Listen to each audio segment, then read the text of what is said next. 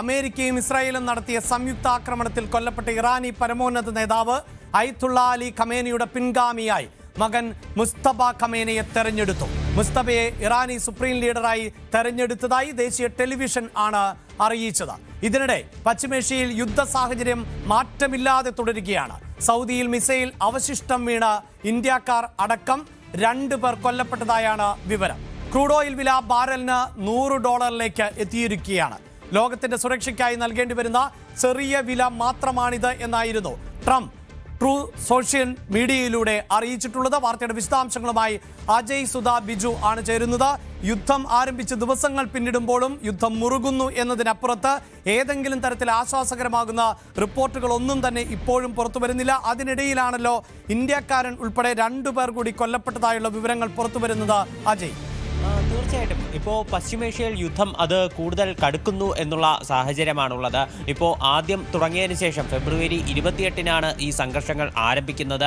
അന്നു മുതൽ ഇന്ന് വരെ ഒരു മാറ്റവുമില്ലാതെ തന്നെ മേഖലയിലുള്ള സംഘർഷം തുടരുകയാണ്. കൂടുതൽ സ്ഥിതിഗതികൾ ഗുരുതരമാകുന്നു എന്നതല്ലാതെ ഒരു സമാധാന ചർച്ചകൾക്ക് വേണ്ടിയിട്ടുള്ള ഒരു ചവിട്ടുപടി അത് 2 ഭാഗത്തു നിന്നും ഉണ്ടായിട്ടില്ല എന്നത് ഏറ്റവും ശ്രദ്ധേയമാണ്. ഇപ്പോൾ പ്രസിഡന്റ് ഡൊണാൾഡ് ട്രംപിനോട് ഒരു ഇസ്രായേലി മാധ്യമം നടത്തിയ അഭിമുഖത്തിന്റെ വിശദാംശങ്ങൾ പുറത്തു വന്നിരുന്നു. ഒരു ഇസ്രായേലി ടൈംസ് എന്ന മാധ്യമമാണ് ഈ അഭിമുഖം നടത്തിയത്.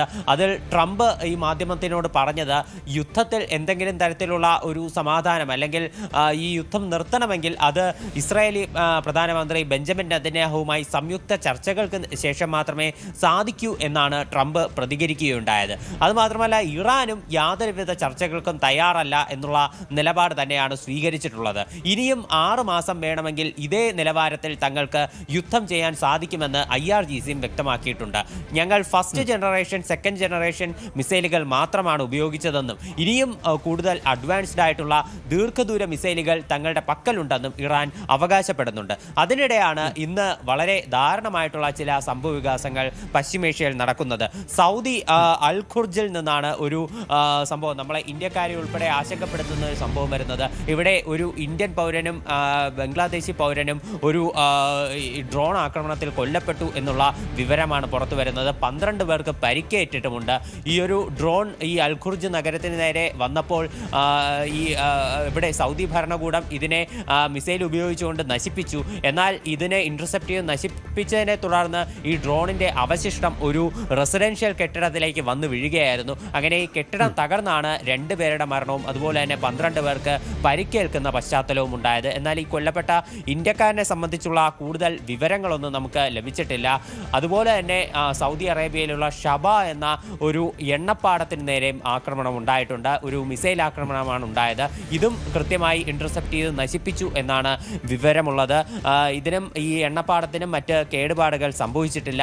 അതുപോലെ അതായത് അജയ്, ഇപ്പോൾ കഴിഞ്ഞ ദിവസം അടക്കം നമ്മൾ റിപ്പോർട്ട് ചെയ്യുന്നതാണ്, പുറത്തുവരുന്ന റിപ്പോർട്ടുകൾ അനുസരിച്ച് സാധാരണ അമേരിക്കയെ ശത്രു എന്ന നിലയിൽ കാണുന്നത് കൊണ്ട് തന്നെ അമേരിക്കയുടെ സൈനിക താവളങ്ങൾക്ക് നേരെയാണ് ആക്രമണം നടക്കാറുള്ളത്. ഇതിപ്പോൾ അങ്ങനെയല്ല. ഇതിപ്പോൾ സാധാരണക്കാരായ പൗരന്മാരെ അടക്കം, അറബ് രാജ്യങ്ങളിലെ പൗരന്മാരെ അടക്കം ബാധിക്കുന്ന തരത്തിലേക്ക് നീങ്ങുന്നു. ഒരു പക്ഷേ നേരിട്ടുള്ള ഒരു ആക്രമണം അവിടേക്ക് നടത്തിയിട്ടുണ്ടാകില്ല. പക്ഷേ ഇതാ ഈ മിസൈലുകളുടെ അവശിഷ്ടങ്ങളടക്കം വീണുകൊണ്ട് കൊല്ലപ്പെടുന്ന സാഹചര്യം ഉണ്ടാകുന്നു. അതൊരു പക്ഷേ വലിയ അഗ്നിബാധയിലേക്ക്, സ്ഫോടനത്തിലേക്കൊക്കെ എത്തിക്കുവാനുള്ള സാധ്യതയും മുന്നിൽ കാണുകയാണ്. അപ്പോൾ ഒരു തരത്തിലും ഇറാൻ അവരുടെ ആക്രമണം ലഘൂകരിക്കുന്നില്ല എന്ന് തന്നെയല്ലേ മനസ്സിലാക്കേണ്ടത്? ഈ ഒരു വിഷയത്തിൽ എന്തായാലും കടുത്ത പ്രതികരണങ്ങൾ തന്നെയാണ് ഗൾഫ് രാജ്യങ്ങളടക്കം നൽകിയിട്ടുള്ളത്. എന്നാൽ ഈ വിഷയത്തിൽ ഇതുവരെ പിന്നോട്ടില്ല എന്നൊരു നിലപാട് തന്നെയാണ് ഇറാൻ സ്വീകരിച്ചിട്ടുള്ളത്. ഇടയ്ക്ക് 2 ദിവസം മുൻപേ ഇറാൻ പ്രസിഡന്റ് മസൂദ് പെസഷ്കിയാന്റെ ഒരു പ്രതികരണം വന്നിരുന്നു. അതിൽ അദ്ദേഹം വ്യക്തമാക്കിയത് ഇനി അയൽ രാജ്യങ്ങളിലേക്ക് ആക്രമണം നടത്തില്ല, അതുപോലെ ഈ ജനവാസ മേഖലയിൽ നടന്നിട്ടുള്ള ആക്രമണങ്ങൾക്ക് ഖേദം പ്രകടിപ്പിക്കുന്നു എന്നെല്ലാം പറഞ്ഞതായിട്ടൊരു ബൈറ്റിന്റെ വിശദാംശങ്ങൾ വന്നിരുന്നു. എന്നാൽ ഇന്നലെ അദ്ദേഹം പിന്നീട് അത് തിരുത്തി പറഞ്ഞത് താൻ അങ്ങനെ പറഞ്ഞിട്ടില്ല, തൻ്റെ വാക്കുകൾ അത് ശത്രുക്കൾ വളച്ചൊടിക്കുകയായിരുന്നു ചെയ്തത്. ഇനി ജനവാസ മേഖലയിലേക്ക് ആക്രമണം നടത്തില്ല എന്നല്ല പറഞ്ഞത്. ഇറാന് നേരെ അയൽ രാജ്യങ്ങളിൽ നിന്ന്, പശ്ചിമേഷ്യയിലെ അയൽ രാജ്യങ്ങളിൽ നിന്ന് മാത്രമല്ല എവിടെ നിന്ന് ആക്രമണം ഉണ്ടായാലും തക്കതായിട്ടുള്ള തിരിച്ചടി നൽകും എന്ന് തന്നെയാണ് താൻ വ്യക്തമാക്കിയത്. ജനവാസ മേഖലയിൽ ചില ചില ഈ മിസൈൽ അവശിഷ്ടങ്ങളും ഡ്രോണുകളും വീണ് പലർക്കും പരിക്കുകൾ പറ്റിയതായിട്ടും മരണങ്ങൾ റിപ്പോർട്ട് ചെയ്തതായിട്ടും വിവരങ്ങളുണ്ട്. ഇവരോട് തങ്ങൾ മാപ്പ് ചോദിക്കുന്നതായിട്ടുമായിരുന്നു പ്രസിഡന്റിന്റെ പുതിയ വിശദീകരണം എന്ന് പറയുന്നത്. ഇതിനെ തുടർന്ന് ഒരു ശക്തമായിട്ടുള്ള ആക്രമണം തന്നെ ഈ പശ്ചിമേഷ്യയിൽ വ്യാപിപ്പിക്കുന്നത് നമുക്ക് കാണാൻ സാധിച്ചിട്ടുണ്ട്. ഇപ്പോൾ നിലവിൽ സൗദി അറേബ്യയിൽ ഇത്തരത്തിൽ ഈ മിസൈൽ ആക്രമണവും ഡ്രോൺ ആക്രമണവും എല്ലാം വർദ്ധിച്ച സാഹചര്യത്തിൽ അവിടെ റിയാദിലുള്ള US-ന്റെ എംബസി എത്രയും വേഗം അടച്ച് നയതന്ത്ര ഉദ്യോഗസ്ഥരോട് US-ലേക്ക് മടങ്ങണം എന്ന് ഒരു നിർദ്ദേശം ലഭിച്ചിട്ടുണ്ട്. US ഉദ്യോഗസ്ഥർ തന്നെയാണ് ഇത്തരമൊരു നിർദ്ദേശം നൽകിയിട്ടുള്ളത്. അടിയന്തര സേവനങ്ങൾ ഒഴിച്ച് മറ്റെല്ലാം അവസാനിപ്പിച്ച് ഈ എംബസി അടച്ച് ഈ ഉദ്യോഗസ്ഥരോട് തിരിച്ചു വരാനാണ് US നിർദ്ദേശമുള്ളത്. ഇത് ഈ സംഘർഷം ആരംഭിച്ചതിന് ശേഷം ആദ്യമായിട്ടാണ് ഇത്ര വലിയൊരു നിർദ്ദേശം ഇവിടേക്ക് ലഭിക്കുന്നത്. അതുപോലെ തന്നെ അപ്പോൾ അജയ്, അതിനെ നമുക്ക് ചേർത്ത് വെക്കാൻ പറ്റുന്നത് നേരത്തെ തന്നെ അജയ് പറഞ്ഞു, ഇറാൻ പറയുന്നത് അവരുടെ കയ്യിൽ വലിയ ആയുധശേഖരം ഇനിയും ഉണ്ട് എന്നുള്ളതാണ്. ഇപ്പോൾ ഒന്നാം നിര അല്ലെങ്കിൽ ഏറ്റവും പ്രഹരശേഷി കുറഞ്ഞ ആയുധങ്ങളും മിസൈലുകളുമാണ് തങ്ങൾ പ്രയോഗിച്ചത് എന്നതാണ്. അതിലേറെ പ്രഹരശേഷിയുള്ള ആയുധങ്ങൾ പക്കലുണ്ട് എന്ന് ഇറാനും പറയുകയാണ്. ഇറാൻ്റെ ഒരു പ്രത്യേകത നമുക്കറിയാമല്ലോ. ഇപ്പോൾ ലോകരാഷ്ട്രങ്ങൾക്ക് തന്നെ ഇറാൻ്റെ ആയുധശേഷിയെ സംബന്ധിച്ച് വ്യക്തതയില്ല.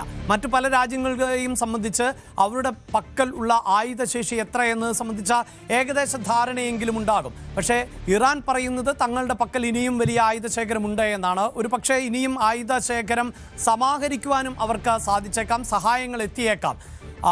ഇപ്പോൾ ഈ സൂചിപ്പിക്കുന്ന പോലെ അജയ് പറയുന്നത് പോലെ ആളുകളോട്, ഉദ്യോഗസ്ഥരോട് പിന്മാറാൻ കൂടി ആവശ്യപ്പെടുന്നുവെങ്കിൽ ഇറാനിൽ നിന്ന് ഇനിയും ആക്രമണം ഉണ്ടാകും. അത് കടുത്ത ആക്രമണമാകാൻ സാധ്യതയുണ്ട്. അങ്ങനെ തന്നെ അനുമാനിക്കേണ്ടതായി വരികയാണോ? തീർച്ചയായിട്ടും. ഇപ്പോൾ പാകിസ്ഥാനിലുള്ള നയതന്ത്ര ഉദ്യോഗസ്ഥരോട് US-ലേക്ക് മടങ്ങണം എന്നുള്ളൊരു നിർദ്ദേശം ഇതിനു മുൻപ് തന്നെ നൽകിയിരുന്നു. എന്നാൽ അവിടെ സാഹചര്യം മറ്റൊന്നായിരുന്നു. കാര്യം കറാച്ചിയിലും അതുപോലെ ഇസ്ലാമാബാദിലും പലയിടത്തും ഇവിടെ ആയത്തുള്ള അലി ഖമനയുടെ കൊലപാതകത്തെ തുടർന്ന് ഷിയ സംഘടനകൾ വലിയ പ്രതിഷേധം ഉയർത്തുകയും വലിയൊരു കലാപ സാധ്യത അവിടെ ഉണ്ടാവുകയും ചെയ്തിരുന്നു. ഇതിനെ തുടർന്നാണ് ഉദ്യോഗസ്ഥരോട് പിന്മാറാൻ പറഞ്ഞിരുന്നത്. എന്നാൽ ഗൾഫ് നാടുകളിൽ ഇത്തരമൊരു സാഹചര്യം നിലവിലില്ല. പക്ഷേ ഇവിടെ പിന്മാറാൻ പറഞ്ഞത് തീർച്ചയായിട്ടും ഇത്തരത്തിൽ ഇറാന്റെ തിരിച്ചടികൾ ഭയന്ന് തന്നെയാണ്. ഇനിയും കൂടുതൽ തിരിച്ചടികൾ ഈ മേഖലയിൽ ഉണ്ടാകാൻ സാധ്യതയുള്ളതായിട്ട് US മനസ്സിലാക്കുന്നു. ട്രംപ് നിരന്തരം ഈ ഇറാന്റെ മിസൈൽ ശേഖരം അത് ഏകദേശം തീരാറായി, അവർക്കിനി ആക്രമണം നടത്താനുള്ള ശേഷിയില്ല, അവരുടെ നാവികസേനയും എയർഫോഴ്സും പൂർണ്ണമായിട്ടും നശിച്ചു എന്നെല്ലാം പ്രസ്താവനകൾ നടത്തുന്നുണ്ടായിരുന്നു. പക്ഷേ അതൊന്നുമല്ല യാഥാർത്ഥ്യമെന്ന് ഇപ്പോൾ പുതുതായി കൂടുതൽ നയതന്ത്ര ഉദ്യോഗസ്ഥരോട് പിന്മാറാൻ പറഞ്ഞതിലൂടെ നമുക്ക് മനസ്സിലാകും. ഇതിനിടെ 2 US ഉദ്യോഗസ്ഥരുടെ മരണം കൂടി റിപ്പോർട്ട് ചെയ്യുന്നുണ്ട്. കഴിഞ്ഞ ദിവസമാണ് കൊല്ലപ്പെട്ട 6 സൈനിക ഉദ്യോഗസ്ഥരുടെ മൃതദേഹങ്ങൾ US-ലെത്തിയത്. ഇപ്പോൾ പുതുതായി 2 പേരുടെ മരണം കൂടി സ്ഥിരീകരിച്ചിട്ടുണ്ട്. അപ്പോൾ US ഉദ്യോഗസ്ഥരുടെ മരണസംഖ്യ ഉയർന്നുകൊണ്ടിരിക്കുകയാണ്. ഖത്തറിലും ഇപ്പോൾ ഇതിനിടെ മിസൈൽ ആക്രമണവും ഡ്രോൺ ആക്രമണവും ഉണ്ടായതായിട്ട് വിവരമുണ്ട്. ഖത്തർ ഇതിനെ പ്രതിരോധിച്ചതായിട്ടാണ് വിവരമുള്ളത്. ഇത്തരത്തിൽ ആക്രമണം കടുത്ത പശ്ചാത്തലത്തിൽ ഖത്തർ എലിവേറ്റഡ് എമർജൻസി അലേർട്ട് പ്രഖ്യാപിച്ചിട്ടുണ്ട്. അതായത് അതീവ ഗുരുതരാവസ്ഥ ഉള്ള ഒരു അലേർട്ടാണ്. ഇതനുസരിച്ച് ജനങ്ങളോട് കെട്ടിടങ്ങൾക്കുള്ളിൽ തന്നെ തുടരണമെന്ന് കർശനമായിട്ടുള്ള ഒരു നിർദ്ദേശമാണ് നൽകിയിട്ടുള്ളത്. ഇറാഖിലും ഒരു ആക്രമണം രൂക്ഷമാണ് എന്നുള്ള ചില വിവരങ്ങളുണ്ട്. ഇറാഖിലുള്ള അവരുടെ വിമാനത്താവളം കേന്ദ്രീകരിച്ചാണ് ഈ ആക്രമണം നടന്നിട്ടുള്ളത്. ഇറാഖിലെ ബാഗ്ദാദ് വിമാനത്താവളത്തിന്റെ സമീപം US-ന്റെ വിക്ടോറിയ എന്ന് പറയുന്ന ഒരു സൈനിക ബേസ് സ്ഥിതി ചെയ്യുന്നുണ്ട്. ഇതിനെ കേന്ദ്രീകരിച്ചാണ് ഡ്രോൺ ആക്രമണം ഉണ്ടായത്. ഈ ഡ്രോണിനെ വെടിവെച്ചിട്ടതായിട്ട് ഇറാഖ് ഭരണകൂടം സ്ഥിരീകരിക്കുന്നുണ്ട്. പക്ഷേ ഈ ഡ്രോണിന്റെ അവശിഷ്ടങ്ങൾ വീണ് ഒരു സ്ത്രീക്ക് പരിക്കേറ്റതായിട്ട് നിലവിൽ വിവരമുണ്ട്. പിന്നെ ഏറ്റവും വലിയ ഒരു ആക്രമണം ഇപ്പോൾ നടന്നിരിക്കുന്നത് ബഹ്റൈനിലാണ്. ബഹ്റൈനിലുണ്ടായിട്ടുള്ള ഡ്രോൺ ആക്രമണത്തിൽ 32 പേർക്ക് പരിക്കേറ്റതായിട്ട് വിവരമുണ്ട്. ഇതിൽ നിരവധി സ്ത്രീകളും കുട്ടികളും അടക്കമുണ്ട്. 2 വയസ്സുള്ള ഒരു കുട്ടിക്ക് പരിക്കേറ്റതായിട്ട് വിവരമുണ്ട്. അതുപോലെ 17 വയസ്സുള്ള പെൺകുട്ടിയുടെ തലയ്ക്കും കണ്ണിനും പരിക്കേറ്റതായിട്ടും ഈ ഡ്രോൺ ആക്രമണത്തിന്റെ വിശദാംശങ്ങൾ നോക്കുമ്പോൾ നമുക്ക് മനസ്സിലാക്കാൻ സാധിക്കുന്നുണ്ട്. UAE-യിലും ഇപ്പോൾ ഡ്രോൺ ആക്രമണം നടത്തതായിട്ടാണ് വിവരം. UAE ഇതിനോടകം തന്നെ നിരവധി ഡ്രോണുകൾ ഇന്റർസെപ്റ്റ് ചെയ്ത് നശിച്ചു. UAE പ്രസിഡന്റ് ഇപ്പോൾ കഴിഞ്ഞ ദിവസം തന്നെ പ്രസിഡന്റ് ഡൊണാൾഡ് ട്രംപിനെ ടെലഫോണിൽ വിളിച്ച് സ്ഥിതിഗതികളിൽ ആശങ്ക രേഖപ്പെടുത്തുകയും അതുപോലെ തന്നെ മറ്റ് വിശദാംശങ്ങൾ ചോദിക്കുകയും ചെയ്തിരുന്നു. എന്തായാലും ഒരു ആക്രമണം അത് പശ്ചിമേഷ്യയിലേക്കുള്ളത് യാതൊരു മാറ്റവുമില്ലാതെ തന്നെ തുടർന്നുകൊണ്ടിരിക്കുകയാണ്. ലെബനനിലും ആക്രമണം കടുക്കുന്നു എന്നുള്ള വിവരമാണ് ലഭിക്കുന്നത്. തെക്കൻ ലെബനനിൽ ഈ ഇസ്രായേൽ സേനയും അതുപോലെ ഹിസ്ബുള്ള സൈനികരും തമ്മിൽ ഏറ്റുമുട്ടിയതായിട്ട് ഒരു വിവരമുണ്ട്. അതുപോലെ ഇന്നത്തെ ആക്രമണങ്ങളിൽ മാത്രം ഇന്ന് ബെയ്റൂട്ട് നഗരത്തിൽ മാത്രം 2 എയർ സ്ട്രൈക്കുകളാണ് ഇസ്രായേൽ നടത്തിയത്. അതുപോലെ അവിടെ നിലവിൽ നടന്നുകൊണ്ടിരിക്കുന്ന ആക്രമണത്തിൽ 3 പേർ കൊല്ലപ്പെടുകയും 16 പേർക്ക് പരിക്കേറ്റതുമായിട്ടാണ് വിവരമുള്ളത് ഇന്ന് നടത്തിയ എയർ സ്ട്രൈക്കുകളിൽ. അങ്ങനെ ഹിസ്ബുള്ള ഗ്രൂപ്പിന് നേരെയുള്ള ആക്രമണം അത് ഒരു ഭാഗത്ത് അങ്ങനെ തുടർന്നുകൊണ്ടിരിക്കുകയാണ്.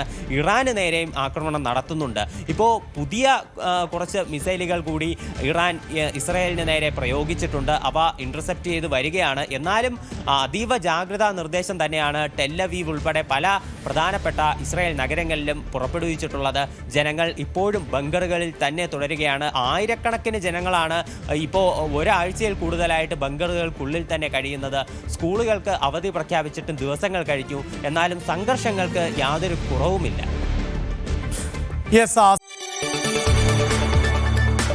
കൂടുതൽ വാർത്തകൾക്ക് news 18 Keralam YouTube channel subscribe ചെയ്യുക.